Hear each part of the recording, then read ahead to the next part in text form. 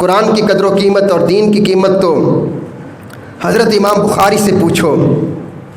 ایک مالدار باپ کے بیٹے تھے، 18 سال کی عمر میں آپ کے باپ کا انتقال ہو گیا،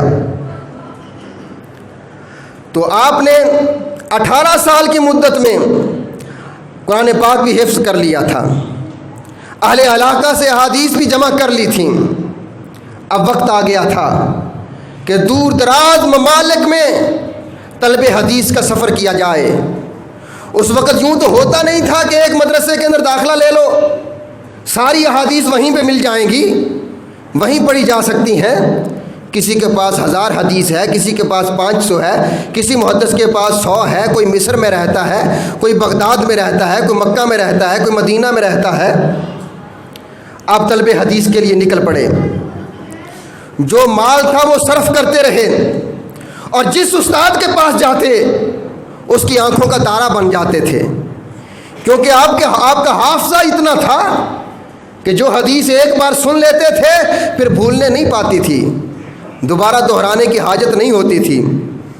اور آپ کی محنت، آپ کا شوق، سبق میں آپ نے کبھی ناغہ بھی نہیں کیا۔ لیکن ایک دن استاد حیرت میں گم ہو گئے کہ درس ہو رہا ہے حدیث کا، لیکن بخاری موجود نہیں ہے۔ ساتھیوں سے پوچھا کہ آج بخاری نے خلاف معمول ناغہ کیوں کیا؟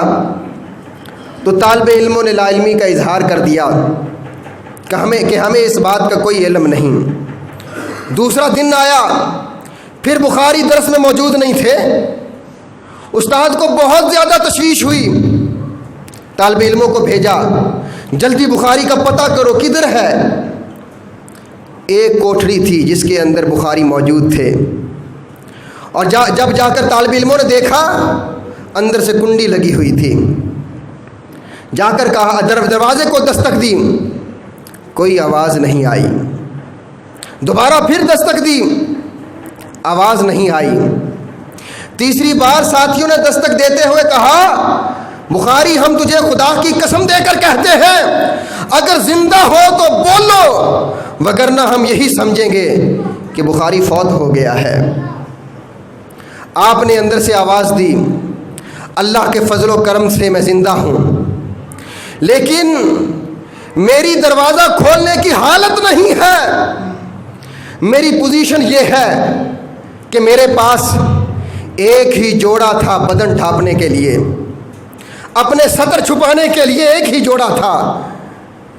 پھٹ جاتا سی لیتا، پیبند لگا لیتا، سی کر دھو کر اتنا خستہ ہو گیا ہے کہ اب اس کو نہ پیبند لگ سکتا ہے، نہ اس کو سیا جا سکتا ہے، اور وہ اتنا ٹکڑا بھی نہیں میرے پاس جس سے میں اپنا فرض سطر چھپا سکوں، اس لیے میں دروازہ کھولنے کی سکت نہیں رکھتا، میری حالت نہیں ہے کہ میں دروازہ کھول سکوں۔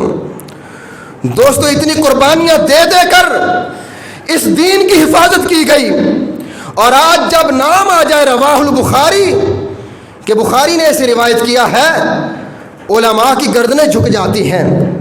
لیکن یہ ظالم ان کے سامنے جب بیان کیا جائے کہ بخاری کی روایت ہے، ہاں وہ ٹھیک ہے، لیکن بٹ آئی تھنک، میرا خیال اس میں یہ ہے، یہ کہہ کر علماء کی قربانیوں کو اڑا دیتے ہیں۔